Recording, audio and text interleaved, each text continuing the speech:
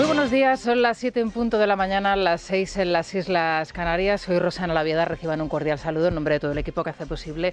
Es la mañana de Federico en Es Radio en este martes 15 de abril. Hoy es el día de San Telmo, así que felicidades a todos los Telmos, especialmente a todos aquellos que nos escuchan a través del Club de Libertad Digital. Bueno, no a través del Club de Libertad Digital, sino que son miembros del Club de Libertad Digital.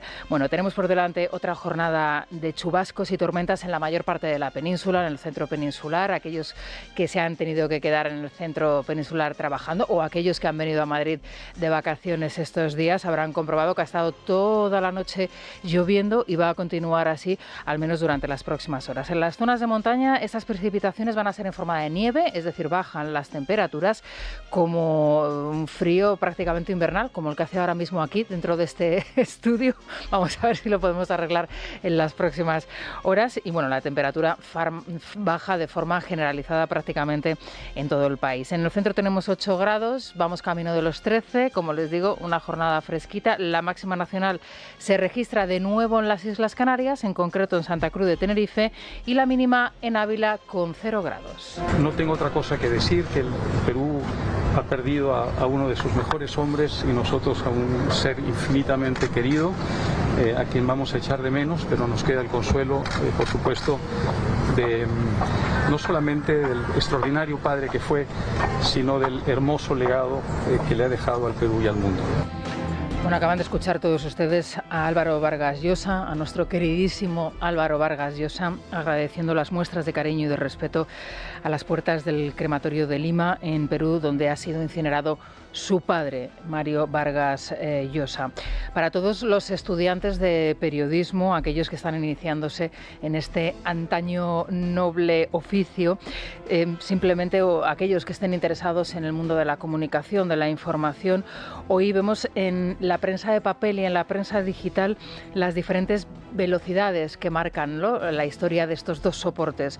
Tras la muerte de Mario Vargas Llosa, hoy encontrarán en el papel, los tengo aquí encima de la mesa, esos ejemplares para guardar de coleccionista, los que nos solemos quedar los periodistas o aquellos que nos gustan este tipo de referencias y de efemérides, ¿no?, con artículos 1000, algunos con más valía que otros, con más o menos interés sobre la figura del Nobel. Mientras que en la prensa online la agenda manda.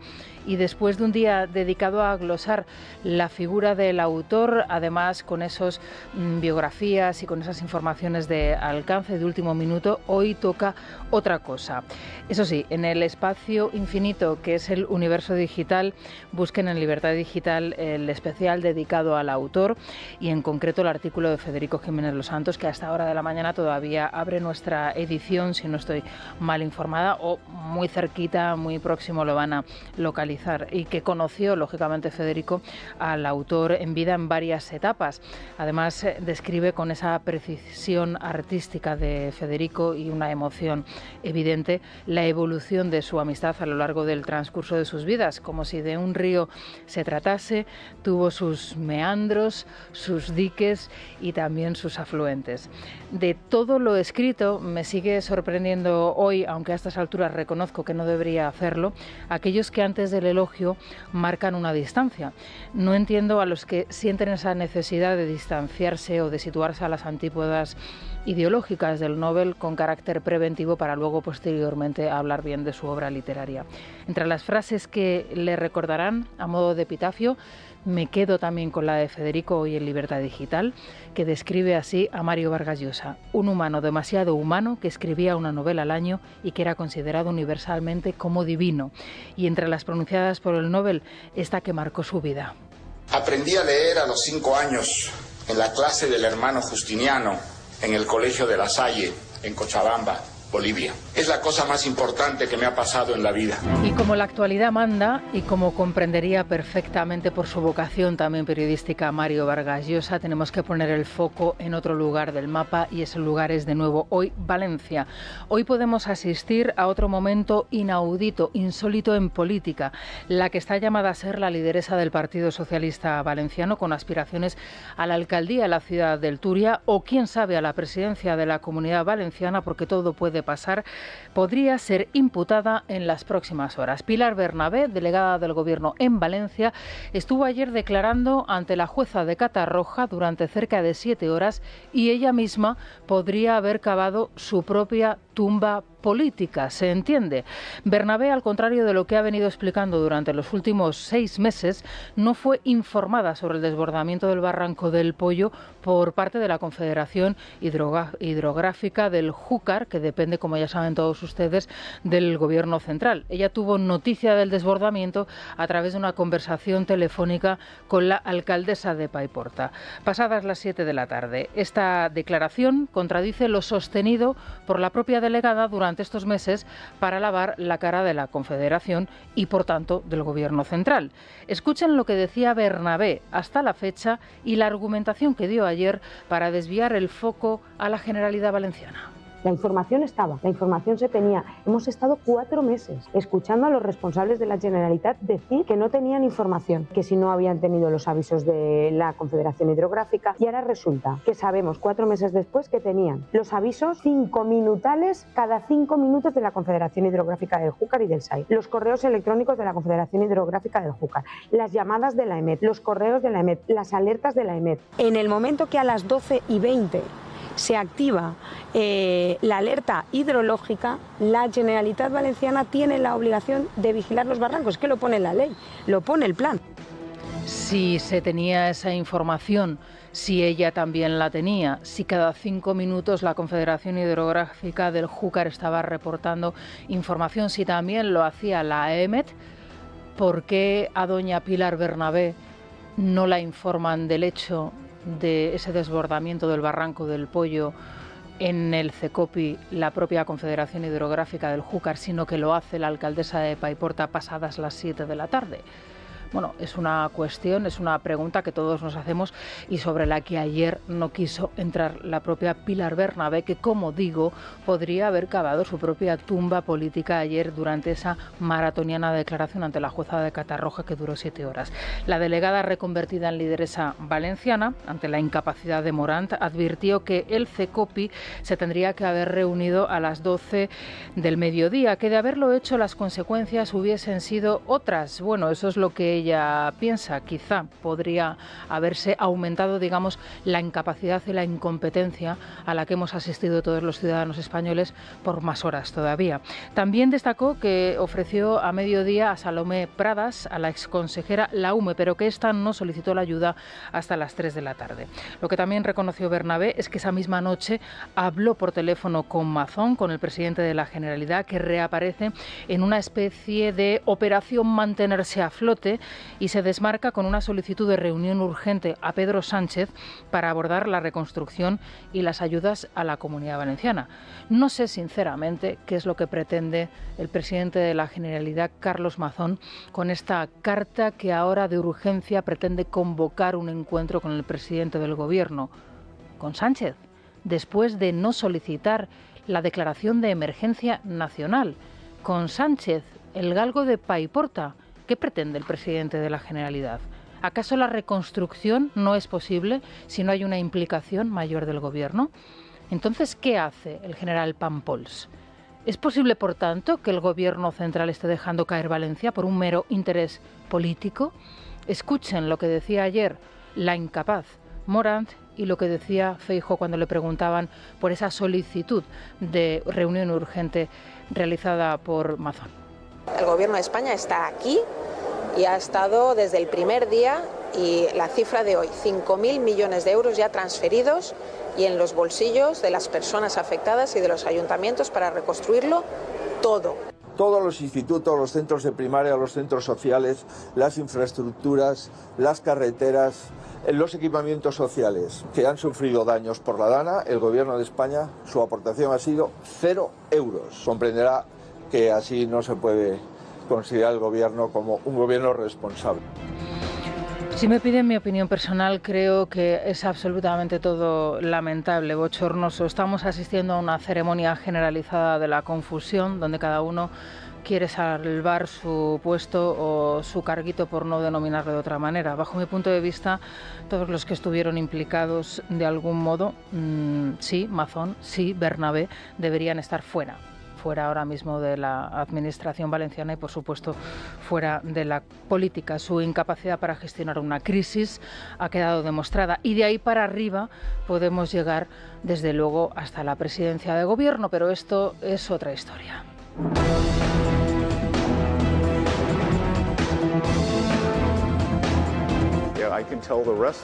Puedo decirle al resto del mundo que el comentario de esta mañana, no estoy seguro de si del primer ministro o el ministro de Economía de España, sobre que quizás deberían aliarse más con China, eso sería cortarse el propio cuello, porque puedo asegurarles que estas exportaciones chinas son como aquella película de Disney de las escobas cargando cubos de agua, que es un modelo de negocio chino. Bueno, son las 7:11 de la mañana, las 6:11 en las Islas Canarias, con Silvia Ribeiro y con Daniel Muñoz. Vamos a iniciar el repaso por otras noticias que nos deja el día, y hoy de nuevo el foco lo tenemos que poner lógicamente en los Estados Unidos, donde el ministro en alza, Carlos Cuerpo, se reúne con este señor al que acaban de escuchar, que es el secretario de Estado del Tesoro norteamericano, que la semana pasada, hace tan solo unos días, decía: ojo España, que con tus relaciones con China quizá estás poniéndote en un lugar en el mapa donde no deberías estar. El gobierno de España se defiende explicando que esta reunión ya se había convocado antes de esa gira asiática. ¿Qué tal, Daniel? Muy buenos días. ¿Qué tal, Rosana? Buenos días. El titular de Economía y Comercio viaja rumbo a la capital norteamericana para tratar todos los temas bilaterales de relevancia. Así lo expone una agenda que se ha dado a conocer hace escasas horas, que según Moncloa se ha coordinado con la Comisión Europea y que sucede al encuentro entre el comisario de Comercio y la administración Trump. Esa cita, que tenía por objetivo utilizar la pausa arancelaria de 90 días para cerrar esta crisis, ha terminado sin acuerdo, aunque ambas partes se han emplazado a seguir negociando. En el caso de España, el Ejecutivo niega que el viaje de Cuerpo busque reconducir las relaciones con la Casa Blanca. Rubén Fernández. Buenos días. La reunión se producirá hoy en Washington y se celebrará solo unos días después de escuchar al secretario del Tesoro de Estados Unidos, Scott Bessent, que aseguró que acercarse a China sería como cortarse el cuello. En el Ministerio de Economía desligan el viaje de estas críticas a la gira asiática de Sánchez y lo marcan en la normalidad. Incluso deslizan que el viaje se produce para hablar de la política arancelaria, pero lo cierto es que el encargado de estas políticas en Estados Unidos es el secretario de Comercio, Howard Lutnick, que acaba de tener un encuentro con su homólogo europeo. Fuentes próximas a Cuerpo lamentan que hasta ahora no hayan podido tener una reunión con Bessent y que no hayan podido coincidir en foros internacionales. De ahí este viaje, en el que recalcan que lo único que buscan es fortalecer los lazos con uno de los mayores socios comerciales y una relación de amistad con la administración estadounidense. Tras las dudas sobre el viaje de Sánchez a China, ahora en el gobierno añaden que el viaje a Washington se produce en coordinación y en contacto continuo con la Comisión Europea. Claro, porque después de ese viaje a Asia, en donde lógicamente el presidente del gobierno pues hizo las labores, digamos, de portavoz de la Unión Europea cuando nadie se lo había pedido, se ven en la obligación de tener que explicar. En cualquier caso, no entiendo que quieran enmarcar, digamos, este encuentro simplemente en esa política arancelaria, cuando realmente sí que se entendería que lo que quisiese España es reconducir las relaciones con Estados Unidos. Hoy Ignacia de Pano, en Voz Populi, escribe su artículo que lo titula ¿Qué hace un cuerpo como ese en un gobierno? ¿Qué hace un ministro? ¿Qué hace un cuerpo como tú en un gobierno como ese? Es exactamente como se titula el artículo de Ignacia de Pano, donde explica que realmente el ministro Cuerpo como que no pega demasiado, ¿no?, tanto en las formas como en el estilo, como en las maneras que tiene de dirigirse y de administrar en un gobierno como el de Sánchez. Ojo con el ministro Cuerpo, porque ya sabemos de qué pie cojea también, aunque parezca todo lo contrario. En cualquier caso, lo cierto es que está escalando posiciones en un ejecutivo que está en declive. No es difícil hacerlo, hay que decirlo y explicarlo, pero está escalando posiciones en los últimos días. Sí, no solo comparte con el presidente del gobierno la interlocución a nivel internacional, sino que en clave nacional lidera las conversaciones con los diferentes partidos para convalidar el decreto ley con ayudas para los sectores afectados por los aranceles. Hoy el Consejo de Ministros tiene previsto aprobar nuevas medidas, aunque la negociación con el Partido Popular permanece encallada desde hace días. Los populares han enfriado un posible pacto tras el acuerdo con Junts, que cedería a Cataluña el 25% de las ayudas, y la negativa del Gobierno a incluir algunas de sus propuestas. Escuchamos a Alberto Núñez Feijóo. El Gobierno de España no ha aceptado ninguna de las medidas estructurales que el Partido Popular le ha trasladado después de hablar con los sectores para intentar contrarrestar esta guerra arancelaria en la que se ha asumido el comercio internacional. Por tanto, no hay novedades, el Gobierno simplemente ha desechado todas nuestras propuestas.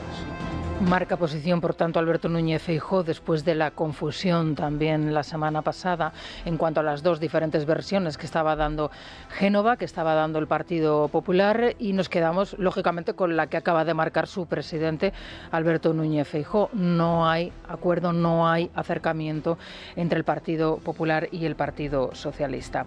Ojo, porque podríamos tener novedades procedentes de Murcia en las próximas horas, y es que las fuentes, digamos, de este mismo partido, del Partido Popular, aseguran que ya hay un acuerdo, o que al menos ya está muy, pero que muy avanzado para los presupuestos en la Comunidad Murciana. Lo único que quedaría por establecer o por demostrar, o digamos que escenificar, sería una intervención del propio presidente López Miras, en donde reconociese, no sé si los fallos administrados anteriormente, pero sí de alguna manera algo de comprensión hacia las iniciativas, sobre todo las relativas a la inmigración irregular con Vox. Sí, parece que todo depende de si realiza una declaración institucional asumiendo los postulados de Vox en asuntos como la inmigración irregular, una puesta en escena idéntica a la que exige la formación de Abascal a otros varones como Marga Proens, Jorge Azcón o María Guardiola para llegar a un acuerdo. En el caso de Murcia, López Miras ya ha criticado públicamente el Pacto Verde Europeo y ha rechazado la acogida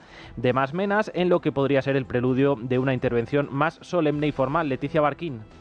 Buenos días. Vox anticipa una pronta declaración pública del presidente de Murcia, Fernando López Miras, en el marco de las negociaciones presupuestarias con los de Santiago Abascal, siguiendo la estela del valenciano Carlos Mazón. Fuentes de Bambú supeditan su respaldo a una declaración institucional que evidencie el alineamiento del Partido Popular murciano con sus principales postulados ideológicos en materia de inmigración, con el rechazo al reparto de menores inmigrantes y mostrando una oposición frontal a la hoja de ruta del Pacto Verde Europeo. Otro de los puntos en los que Vox ha querido poner el acento es en la protección del castellano en el sistema educativo, un ámbito donde aseguran que no existen discrepancias con el Partido Popular. Desde Vox se muestran optimistas, siendo Murcia el próximo escenario en el que podría materializarse este acuerdo presupuestario tras romper el gobierno de coalición hace menos de un año, una posibilidad que, no obstante, consideran poco viable en comunidades como Castilla y León, Extremadura o Baleares, si bien reconocen que en el archipiélago balear se han abierto canales de diálogo. Bueno, y lógicamente en la agenda de la corrupción del Gobierno no podemos perder de vista las novedades que nos encontramos hoy en la prensa, que son varias y que pasan, por supuesto, por ese intento por parte de José Luis Ábalos de tumbar el informe de la UCO. La UCO es como todo, ¿no? Si te interesa bien y si no te interesa lo desperdicias. Bueno, pues no, la UCO es una unidad de élite que se dedica a la investigación y que está avalada y viene avalada por los informes completísimos y por todos los datos que recaban en esos informes y en esas instrucciones, en esas investigaciones que desarrollan, algunas de ellas desde luego detalladas y que les lleva a los agentes mucho esfuerzo y mucho tiempo, desde luego. Luego hay otras novedades al respecto y es la agenda, digamos, política paralela a las investigaciones judiciales y que tiene que ver con las comisiones que se desarrollan, en este caso en el Senado. A partir de las 8 de la mañana ya les adelanto que vamos a hablar con Alejo Miranda de Larra, que es el portavoz adjunto del Partido Popular en el Senado. Es una de las personas que está interviniendo, uno de los senadores que está interviniendo, además con cierto éxito, diría yo, por la preparación de sus interrogatorios en esas comisiones de investigación, cuando tenemos ocasión de escucharle, que no es siempre, y con él vamos a hablar de lo que sucedió ayer en el Senado, con esa ausencia en el último minuto de Jessica, la prostituta a la que pagaba sus servicios, le pagaba también trabajo, le pagaba también un apartamento de lujo José Luis Ábalos, es decir, se lo pagábamos todos nosotros y todos ustedes. Con él vamos a hablar de la importancia de esa declaración y por qué no se produjo. Pero bueno, como les digo, Ábalos sigue tratando de defenderse. Sí, el exministro ha presentado un escrito en el Tribunal Supremo cuestionando el informe de la UCO sobre su patrimonio. José Luis Ábalos reitera ser víctima de una investigación prospectiva y añade que la labor de la Guardia Civil es tendenciosa porque se remonta a más de 30 años. Ese atestado acentúa las sospechas sobre el rescate de Europa Europa y revela la participación de Begoña Gómez en el mismo, motivo por el que el Senado baraja ampliar el listado de comparecientes en la comisión del caso Koldo. Los servicios jurídicos de esta comisión estudiarán en los próximos días si aceptan el informe médico presentado por la prostituta Jessica para justificar su ausencia o la denuncian ante la Fiscalía por un delito de desobediencia. En ese escrito, Jessica se ratifica en lo dicho en el Supremo, donde declaró que cobró de 2 empresas públicas sin trabajar. Entre tanto, Paradores ha emitido un comunicado desmintiendo que se ocasionaran destrozos en el parador de Teruel durante la estancia de José Luis Ábalos en septiembre de 2020. Lo ha hecho una semana después de publicarse que el exministro pasó allí una noche con prostitutas. El gobierno denuncia los insultos en redes sociales a Pilar Alegría por este asunto. El líder de la oposición advierte un doble rasero y Jorge Azcón exige explicaciones. Escuchamos a Yolanda Díaz, Diana Morant, Feijóo y el presidente aragonés. Es auténticamente violencia machista. Quiero mostrar mi solidaridad con la portavoz del Gobierno, con la ministra Pilar Alegría, y decirles que estamos hartas ya de ser agredidas permanentemente por el simple hecho de ser mujeres. No deja de ser también una forma de violencia contra las mujeres. Y es muy duro escucharla por parte de gente que tiene altas responsabilidades y que, bueno, representan al principal partido de la oposición. Que mire que hay declaraciones machistas e insultos lamentables a la presidenta de la Comunidad de Madrid. Por eso me gustaría que alguna vez algún dirigente del Partido Socialista condenase, igual que yo, cualquier tipo de declaración machista que afecte a una ministra del Partido Socialista o una presidenta de una comunidad del Partido Popular. El señor Ábalos llevó prostitutas al parador de Teruel y la señora Alegría, ¿lo sabía o no lo sabía? Siempre voy a condenar los insultos, siempre. Pero es verdad que lo que hemos sido conocedores de que ocurrió en el parador de Teruel requiere unas explicaciones pormenorizadas del gobierno y de la portavoz del gobierno. Es la mañana, es radio. 7:31 de la mañana, 6:31 en las Islas Canarias. Con Silvia Ribeiro y con Sergio Heras vamos a seguir resumiéndoles, contándoles la actualidad del día en una jornada pasada por agua. Se intensifican las lluvias, además bajan las temperaturas. Ya saben ustedes, hay que hacer planes para poder disfrutar de esta Semana Santa, pero a cubierto si es posible. Y si deciden, bueno, pues pasarlo a la intemperie, protéjanse y sobre todo sean muy precavidos. Las temperaturas, como les digo, bajan de forma generalizada. A esta hora en el centro peninsular tenemos 8 grados, hoy la máxima será de 13, la máxima nacional se registra en Santa Cruz de Tenerife con 24 y la mínima en Ávila con 0 grados. El mundo entero sigue despidiéndose de Mario Vargas Llosa, que ya ha sido incinerado en la más estricta intimidad en el crematorio de Lima, acompañado de sus hijos, de sus nietos y de las personas más cercanas al Nobel de Literatura. Hoy todas las portadas de los periódicos de papel, como digo yo, han hecho esa edición para guardarla, de esa edición de coleccionista, que todos los amantes de la literatura y todos los amantes de la información pues querrán conservar para poder guardar este día. En multitud de artículos, multitud de referencias al Nobel de Literatura, algunas más adecuadas, otras menos, algunas nos gustan más, otras nos gustan menos. Yo ya les decía a las 7 en punto de la mañana que me sigo quedando con el especial, lógicamente, que ha hecho Libertad Digital, porque me parece muy acertado y en ese sentido es un abanico, ¿no?, de esa personalidad tan amplia, ¿no?, que nos dejó el Nobel como escritor, como narrador, como ensayista, como autor de teatro, pero al mismo tiempo también como político, y esa es una faceta importantísima que hay que tener en cuenta. Y sobre todo me quedo con el artículo de Federico en donde, bueno, pues ese río, como si fuese la vida, no les llevó a una relación con sus altos y con sus bajos, con sus meandros, con sus diques, con sus afluentes, y me gusta mucho la manera que tiene de escribir Federico, de sincerarse ante todos los lectores, explicando, ¿no?, cómo fue la relación con Mario a lo largo de su trayectoria vital, también muy pareja, muy paralela, porque ambos compartieron tiempo en Barcelona durante esos 5 años que vivió el Nobel en Barcelona. Fue la ciudad en donde se estableció el boom latinoamericano, hispanoamericano, ¿no?, en la ciudad de Barcelona, y en donde se vio esa ciudad, ¿no?, ese renacer en esa ciudad tan extraordinaria que todos ellos describen. Y y la que luego abandonaron, empezando por Federico y siguiendo por Mario, porque se convirtió en algo que no querían ver, ¿no? Así que bueno, les recomiendo desde luego ese artículo, como otros muchos que hoy encontrarán en la prensa. Y bueno, a pesar de que el Nobel no quería ningún homenaje extraordinario, sí que lógicamente las administraciones van a hacer pequeños gestos, pequeños recordatorios para que lógicamente su legado quede vivo. Sí, es el caso de la Comunidad de Madrid, que ha anunciado la concesión de la Medalla Internacional de las Artes 2025 a título póstumo. El cuerpo de Mario Vargas Llosa ya ha sido incinerado en una ceremonia íntima en cumplimiento del último deseo del Nobel. El escritor fue velado en su casa y solo los más allegados pudieron darle el último adiós. Y aunque no quería ceremonias en su honor, pues a pesar de lo cual las banderas de Perú han ondeado este lunes a media asta en señal de duelo nacional. Escuchamos a su hijo Álvaro Vargas Llosa.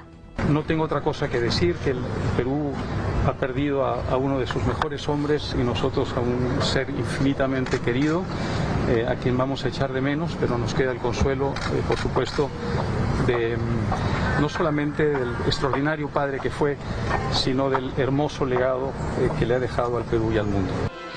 Las palabras de Álvaro Vargas Llosa. Mientras tanto, en el otro punto del mapa, en Rusia y en Ucrania, continuamos asistiendo a esa ceremonia de la manipulación informativa que hace con precisión el gobierno ruso, hablando de que sus intenciones, o justificando ese ataque a la localidad de Sumy, hablando de que realmente el objetivo eran unos mandos militares. Bueno, pues esta es la maniobra de la distracción, de la manipulación informativa en la que es experta el gobierno ruso, y lo que es experto también, o va camino de ser experto, el gobierno estadounidense, es en pisotear, digamos que a la víctima, y en este caso lo vuelve a hacer con Ucrania. El Ministerio de Defensa ruso asegura que el ataque en las últimas horas sobre la población civil en Sumy iba dirigido a una reunión de mandos militares. El bombardeo ha causado la muerte de 35 personas. Posteriormente, el Kremlin también ha atacado con drones las ciudades de Odessa y Kharkov. Europa pide elevar la presión sobre Rusia, mientras en Estados Unidos Donald Trump vuelve a culpar a Ucrania de la guerra. Zelensky, por su parte, recuerda que hace más de un mes del alto al fuego pactado que Putin no cumple. El error fue dejar que esta guerra sucediera. Esta guerra nunca tenía que haberse producido. Estuve 4 años aquí y Putin nunca mencionó el tema. Y cuando se amañaron las elecciones, esta guerra comenzó y ya no se podía parar. Todo lo que puedo hacer es parar esta guerra y creo que estamos haciendo un buen trabajo. Pronto llegaremos a un acuerdo.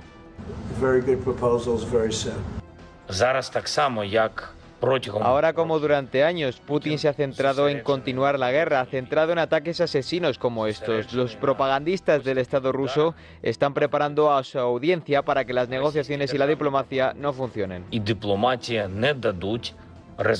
El juez de la Audiencia Nacional, Santiago Pedraz, ha citado a declarar hoy martes a Alejo Vidal Cuadras por el intento de asesinato que sufrió tras ser disparado en la cabeza por un hombre que se dio a la fuga. La declaración tiene lugar después de que en noviembre del año 2024 la policía detuviese a otro sospechoso por colaborar en el atentado. Poco antes, en junio de ese mismo año, se producía en Países Bajos el arresto del autor material, un ciudadano francés de origen tunecino. La principal hipótesis sigue apuntando al régimen de Irán a través de la macromafia. ¿Por qué es tan importante la declaración de Jessica Rodríguez, la prostituta de Ábalos? ¿Por qué fue tan importante la declaración de Jessica Rodríguez, la prostituta de Ábalos, en el juzgado? ¿Por qué es tan importante esa declaración también en la comisión de investigación que se desarrolla en el Senado? Bueno, fundamentalmente porque Jessica Rodríguez lo que ha venido es a destapar todo un organigrama de corrupción alrededor del Ejecutivo en diferentes escalas, en donde absolutamente al menos todo estaba concertado para hacer una adjudicación pública de empleo público a personas absolutamente ajenas, incluso sin preparación para hacerlo. Estamos hablando de un nepotismo generalizado en la administración pública que también se tiene que aclarar. Y hoy hay un informe interesantísimo de Carlos Cuesta en Libertad Digital que pueden leer al respecto. ¿Cuánto empleo público se ha adjudicado desde las diferentes administraciones y las diferentes empresas a dedo a personas aledañas, a los diferentes representantes del Ejecutivo en los últimos años? Bueno, ayer en la tertulia surgió esta cuestión y Paco Maruenda, que a veces parece que peca de inocencia, pero que realmente cuando dice las cosas las dice con mucho sentido común, pedía la celebración de una comisión de investigación precisamente para conocer única y exclusivamente esto: cuánto empleo se ha adjudicado a dedo desde la Administración Pública del Estado y desde las diferentes empresas estatales. Claro, uno se lleva las manos a la cabeza y dice, ¿otra comisión de investigación? Bueno, pues a lo mejor no es el mecanismo que hay que utilizar, pero desde luego habría que establecer una investigación para conocer exactamente cuánto empleo se ha adjudicado sin que se haya realizado un concurso adecuado, sin que se haya realizado, digamos, un proceso de selección adecuado y controlado. Lo hemos visto en Badajoz con el hermano de Sánchez, lo estamos viendo con Jessica. ¿Cuántas Jessicas hay? No solamente en el parador de Teruel. ¿Cuántas Jessicas hay? En fin, como les digo, la verdad es que la cuestión y el personaje de Jessica nos abre un mundo y está dando mucho que hablar y obviamente, lógicamente, se quieren conocer más cuestiones al respecto. Ayer no se presentó en el Senado, alegó motivos de salud y la verdad es que los senadores no se lo creen. PP, Vox y UPN exigirán al Senado que verifique la fiabilidad del informe médico presentado por Jessica Rodríguez para no comparecer en la comisión de investigación del caso Koldo. La prostituta, contratada por Ábalos en 2 empresas públicas, remitió el escrito a la Cámara Alta en el último minuto. Alega que padece una depresión. Desde el Partido Popular, el senador Alejo Miranda cuestiona la versión de la escort, como también han hecho el resto de partidos de la oposición. Una teoría que ha ofendido al socialista Alfonso Gil, que amenazaba con llevarle a los tribunales. Nos gustaría aclarar que ojalá no se haya producido con motivo de ningún tipo de presión, de ningún tipo de coacción, de ningún tipo de connivencia y, por supuesto, ningún otro tipo de contraprestación, ni por la trama, ni por el entorno del señor Ábalos, ni por el propio señor Ábalos, ni por el Partido Socialista, ni por ningún miembro del Gobierno. Si usted tiene pruebas, a los tribunales. Y si no las tiene, el que va a ir a los tribunales es usted. José Antonio Fuster considera que el Partido Popular se equivoca al pretender recuperar el apoyo de los exvotantes que ahora confían en Vox. Reprocha a los populares su sentido patrimonial de los votos y responsabiliza a Génova de los resultados de las últimas generales. Dice Fuster que si la derecha no gobierna hoy en España es porque Feijóo centró la campaña en atacar a Vox. Hemos comprobado muchas veces que su estrategia no funciona. Lo comprobamos el 23 de julio. No funcionó. Igual que no funciona pasarse el día tendiendo la mano a Sánchez y permitiéndole que asalte todas las instituciones. Preocúpense de otras cosas y no de robarle votos a Vox. Bueno, Lucía Echevarría es un personaje, es una escritora, periodista conocida por todos ustedes. Es un personaje extraordinario que además ha puesto su cuerpo, ha puesto su vida y yo creo que también su creación artística al frente de determinadas causas muy, pero que muy admirables. Y en este caso, por ejemplo, la denuncia de todo lo que se estaba desarrollando en España en el mundo trans, con los adolescentes que se autodenominaban o autopercibían como trans cuando estaban en edades muy tempranas y en donde se estaban produciendo ya verdaderas situaciones alarmantes, como por ejemplo la utilización de determinados medicamentos que son la fase previa, digamos, a la amputación. Bueno, ella ha puesto, como digo, su cuerpo, su alma, su espíritu y su creación artística al frente de determinadas causas que en determinados momentos en nuestro país no han tenido muchos seguidores, pero que gracias a la acción de algunas personas como Lucía Echevarría, pues sí que se han podido denunciar y sí que se han podido desarrollar o cambiar en ese sentido para mejorar las situaciones, ¿no? A nivel político, a nivel intelectual y también de conocimiento de la sociedad. Bueno, pues debido a este tipo de causas, Lucía Echevarría ha sufrido durante muchísimo tiempo el ataque ya no solamente de personajes anónimos, sino también de personas que se identificaban en las redes sociales y que incluso la agredían físicamente en la calle, ¿no? Ella ha llegado a explicar y a exponer que en algún momento llegó a pensar dejarlo y abandonar absolutamente todo, y cuando digo todo, es todo debido al sufrimiento que ella estaba pues teniendo por defender estas causas. Bueno, pues la justicia ha hecho su trabajo y hoy les podemos contar que determinadas personas, 2 en concreto, han sido sancionadas por ese acoso y derribo a Lucía Echevarría. Un juzgado de instrucción de Madrid ha condenado a 2 tuiteros a pagar 7.000 euros por ser autores de un delito leve de coacciones continuadas contra la periodista y escritora Lucía Echevarría. La sentencia señala que fueron 5 años de mensajes vejatorios provocando malestar, angustia y miedo, hasta el punto de coartar, señala, su derecho a la libertad ideológica y de expresión. Apunta también a que tuvo que abandonar temporalmente las redes y rechazar participaciones en programas de televisión, llegando a ser agredida físicamente tras ser reconocida en la vía pública. Bueno, pues este es el principio de una nueva, digamos, acción por parte de la justicia que tendría que ser ejemplar. A mí me parece muy poca la pena, desde luego, porque Lucía Echevarría, como les digo, es que ha sufrido en la calle atentados contra su persona por decir lo que piensa, y también en redes sociales. Entonces aquí volvemos otra vez a abrir ese debate del anonimato, del no anonimato, de hasta qué punto en las redes, hasta qué punto en las redes sociales y también en los comentarios, por ejemplo, que se pueden realizar a las noticias en los periódicos, se tiene o no que poner la identidad. En fin, todo esto es un mundo, y luego en la tertulia a ver si nos da tiempo a volver otra vez a abordarlo, aunque ayer ya lo hicimos. Luis Fernando Quintero, ¿qué tal estás? Muy buenos días. ¿Qué tal, Rosana? Muy buenos días. Bueno, como siempre, aquí al pie del cañón vamos a comentar las noticias. Comentábamos anteriormente que vamos a empezar, como siempre, con libre mercado. La izquierda nos está dejando claro que no le importa el cambio climático. Bueno, sí, bueno, es uno de los efectos que genera Elon Musk, ¿no? ¿Sí?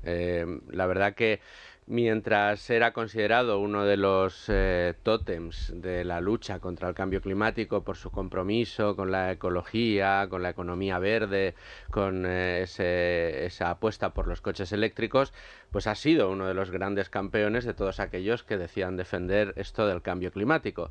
Ha sido entrar en la administración Trump y además estar ahora un poco a la gresca con toda la administración Trump, cuando la izquierda la ha cogido con Elon Musk y ya el tema del cambio climático pasa a un segundo plano totalmente.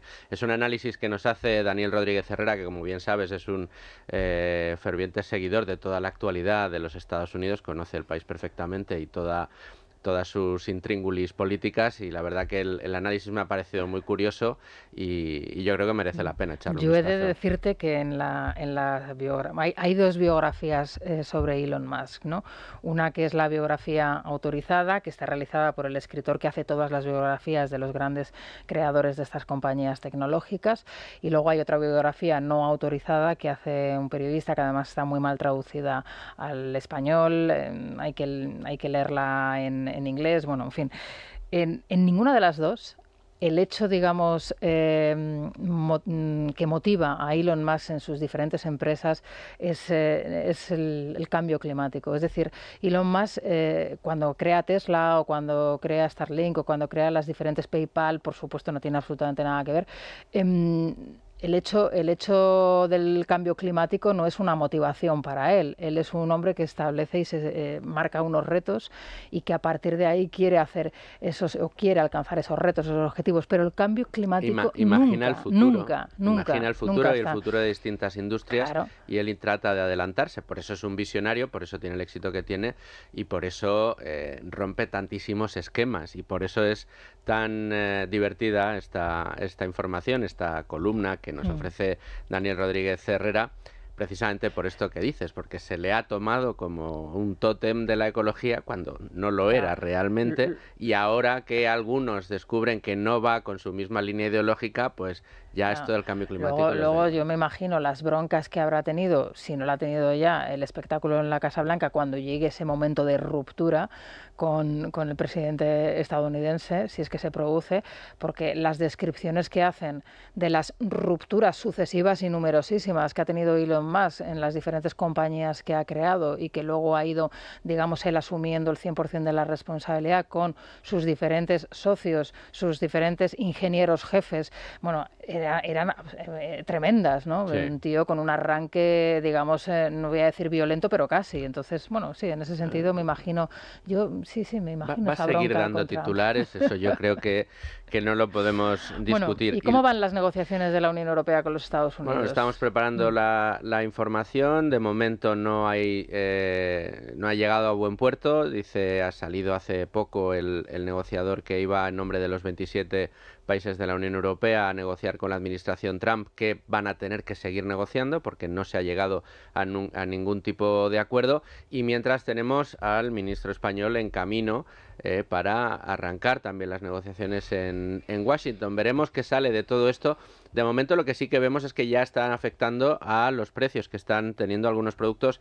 En libre mercado también llevamos cómo Sony ha disparado el precio de un producto que a mucha gente le interesa, que es la PlayStation. Es es uno de los artículos de lujo para la juventud en España.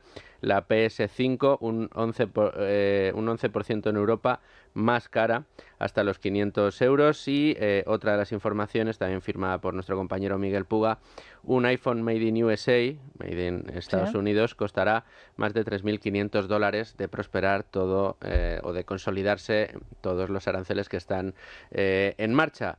Básicamente, que nos quede claro que todo esto, de momento, a quien más va a perjudicar va a ser al bolsillo del contribuyente, al consumidor norteamericano y también al europeo. Hombre, a ver, en el caso de la PSP no creo que haya demasiada gente que deje de comprarla por ese aumento del 11% que acabas de decirnos. Claro, si se confirmasen todos los aumentos arancelarios en la elaboración del móvil, ¿no? del móvil de Apple, lógicamente sí que se convertiría en un objeto absolutamente de lujo, ¿no? No creo que haya mucha gente que esté capacitada ni que vaya a gastarse 3.500 euros en un teléfono móvil, ¿no? No, desde luego que no.